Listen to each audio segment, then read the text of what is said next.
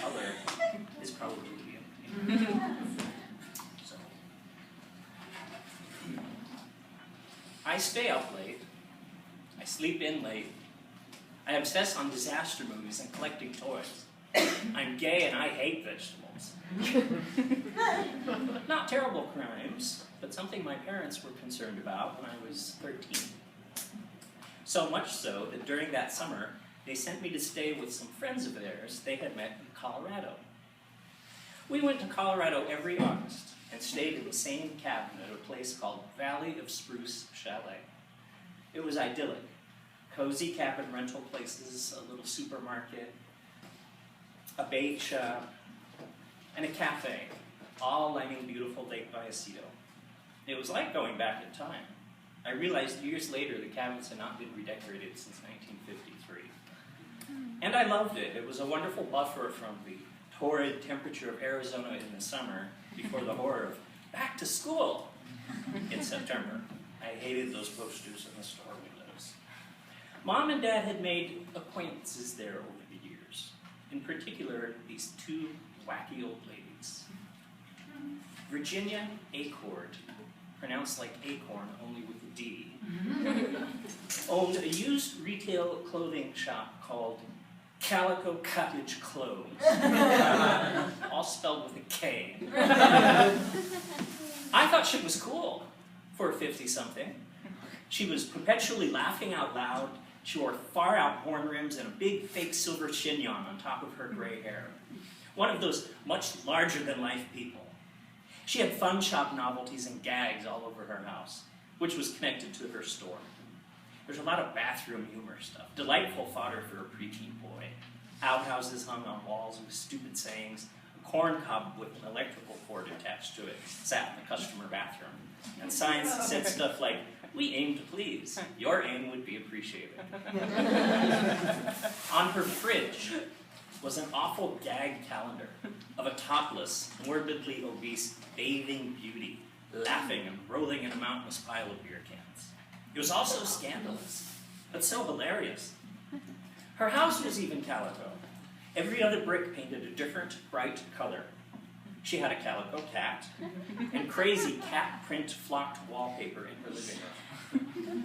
Her couches were waterbeds, which she sold on the side, and her master bedroom waterbed was draped in a vast white faux fur blanket. Raspberry carpet ran up the walls, a mirrored ceiling overhead, like nothing I had ever seen, but I loved it. Virginia would often take us into town and treat us to pizza at the cable car pizza place, and afterwards Swenson's for ice cream, like a kid's dream come true. The other woman friend, Dorothy Lechner, lived on a ranch not far from Silverton, where the historic Durango-Silverton steam engine train ran back and forth. The train would pass through her backyard twice daily. I would put pennies on the tracks, and we would all wave mindlessly at the open cattle cars full of smiling tourists who mindlessly waved back at us. Dorothy was also a wacky one. She told bawdy jokes and winked at me after telling me a potty joke, or tawdry jokes about titties and over-the-shoulder boulder holders. With her thick southern accent, her place was always stocked with brownies and chocolate chip cookies, and I could usually find something to do while wandering around her ranch. Once I found some ancient Victorian-era paper money, which was kind of neat, but when Dorothy saw it, she said, "Oh, keep them. I have dozens of those from when they filmed Butch Cassidy and the Sundance Kid in 1969 in my backyard where the train stops. They faked a train robbery and blew up a prop car full of prop money. There's still pieces of that floating around out there." Even cooler, fake money. She and Virginia, they were quite the pair. A couple of fabulously fun old gals who provided just the right amount of kick to a peaceful retreat at Lake Vallecito. Then somewhere not long after Star Wars had debuted in May of 1977, something went horribly, horribly wrong. Horribly wrong. I learned that summer that I would be going to Colorado on my own. Mom and Dad had arranged it so that I would be staying with Virginia for June and with Dorothy for July, until my parents arrived at the usual time in August. I was obsessed with Star Wars and simultaneously terrified with the prospect of high school looming on the horizon.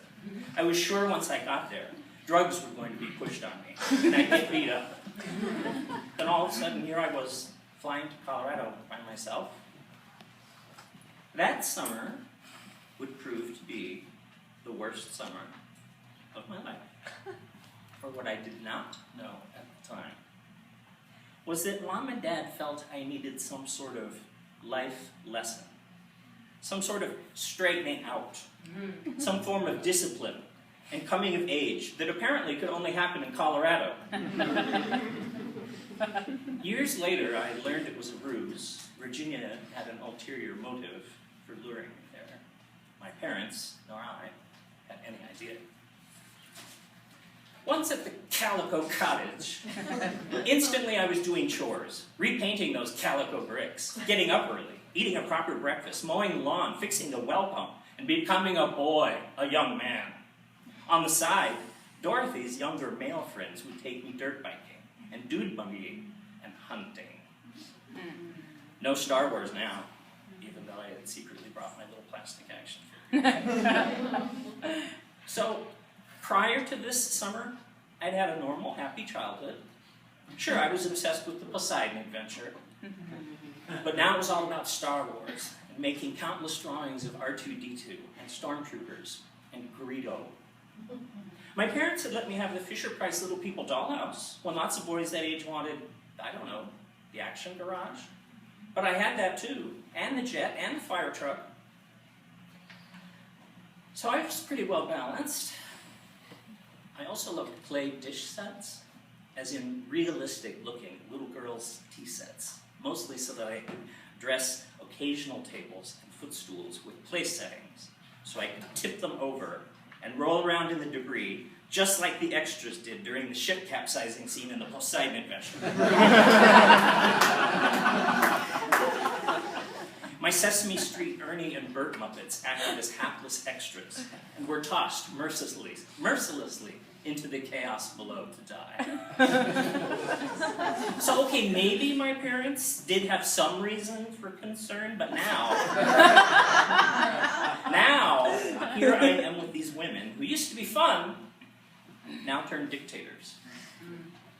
I remember seeing an item in Virginia's store, and this is pivotal to my story, that I desperately wanted. It was a gold, free-form wire basket with plastic fruit in it. It was dusty and sat on a high shelf with other forgotten housewares and decor. It was 69 cents. And it was fake. And I loved fake stuff, because I also used to play grocery store as well as Playhouse. And I love the plastic food and pretend products that came with the play sets, and I still do. I remember asking more than once if I could buy it. Though I had no source of allowance, perhaps thinking Virginia would just give it to me.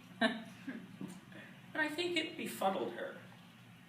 What would a 13-year-old boy want with a bowl of plastic fruit? I must have nagged her fairly regularly for it, because one day she said sternly, "If you want it, you're going to have to earn it. I want you to mow the front lawn this time, and then we'll see." I was not sure if that meant she would give me the 69 cents, a dime, the fruit, or a pat on the head. But I got out there, and boy did I mow her lawn, and hating it, somehow got the mower tangled up in the AstroTurf rugs she had encircling the trees outside. Who the hell dresses their forest lawn with AstroTurf tree skirts? So of course I got in big trouble. And in addition to chewing up the fake grass, which no one had warned me about, I had thrown a blade in the mower, and God knows it was like I had committed murder. Of course I did not get the fruit basket, or a dime, and more likely a swat. The other tasks I was assigned, I generally screwed up. On the rare occasions I did good, I would be treated to something at Swenson's or pizza at the cable car, but not that fruit basket. Another time, Virginia set it up so some friend of a friend who had dirt bikes would teach me how to ride. And we'd head to the dunes near Bayfield and go camping, or some bullshit thing, because I remember absolutely hating it. Trying to operate the bike, having to ride with him and hold on to him, sand and dust going in my eyes, all of it. I was sort of recognizing this for what it was. Bullshit. Bullshit to make me like normal boys my age. It got worse, and after a month of forced masculinity, I phoned home and begged my parents, for the love of God, take me home. The next day, I was on a bus back to Phoenix. I wondered what the hell had just happened those last 2 months. Oddly, we all went back half a month later as if nothing had happened. There was Virginia, there was Dorothy, there was the lake and the cabin in 1953, and me and my Star Wars figures. One day we were stopped at the Calico Cottage on the way into town. And I pulled Mom aside and I whispered, you know that area with the kitchen stuff by the customer bathroom? There's a bowl of fake fruit there for like 69 cents. Could you just act like you really like it? Just buy it for me, please. And to my delight, Mom did. She did. She came into the living room carrying it and saying to Virginia, I think I'll take this and maybe these 2 blouses. How much do I owe you? Ugliness reared its head when Virginia's eyes went from my mother to the bowl of plastic fruit in her hand to my eyes. Oh no, he wants it. You can have the blouses, but make Paul put that thing back where it was. I could not reach where it had been, so someone else must have put it back. I don't recall. I was crestfallen and seething. Fast forward 26 years. It's 1993. I'm living a wonderful and contented life with my college love in the house that used to belong to my parents. Alan and I generally vacation in California, visiting San Francisco, then heading down the Pacific Coast Highway and staying at the enchanted inns and resorts along the way. But in the summer of 1995, I talked Alan into vacationing in Colorado, so he could see the places I had told him about, the frozen in time Valley of Spruce, and to show him, this is where I fell in the lake. This is where I lost my C-3PO figure, which would be worth so much now. This is where I... and so on. He knew the summer of '77 story, Virginia and Dorothy, and expressed an interest in meeting Virginia. I cringed, but I thought, why not? What can she do to me now? We drove down the 2-lane highway until I spotted the faded, now rusted Calico Cottage closed sign, deeply embedded in overgrown brush and wayward pines. We turned off, and there it was, very faded, the bricks pastel now, and her blue van was on blocks. Other than that, nothing had changed, except Virginia. I could tell right away she was not herself. She was happy, but a dazed kind of happy. I introduced my boyfriend, my partner, my husband, explaining we were catching up on the places of my childhood. I could tell things weren't quite registering. She hugged him like an old friend. I think she thought he was. The house was unchanged, waterbeds, floppy cat wallpaper, gag novelties. And in her shop, in the exact same spot, and covered in film of gray dust, was the basket of plastic fruit. It was 69 cents. It had never moved. As Virginia tended to some customers who must have come into the store, Alan joined me, and we regarded it in silence, as if it were a holy grail, or any other number of astonishing artifacts from centuries past. The forbidden fruit. Alan whispered, is that it? I nodded. Yes, that's it. My eyes are fixed on it. Alan asked, you gonna get it? At that point, Virginia passed by and saw us admiring all the now vintage items on the whatnot shelf. She did grasp we liked old-fashioned things and said something like, anything you see there you want, just take it. Just take it. One of us held aloft the fruit basket. Sure, whatever you like. It did not register with her at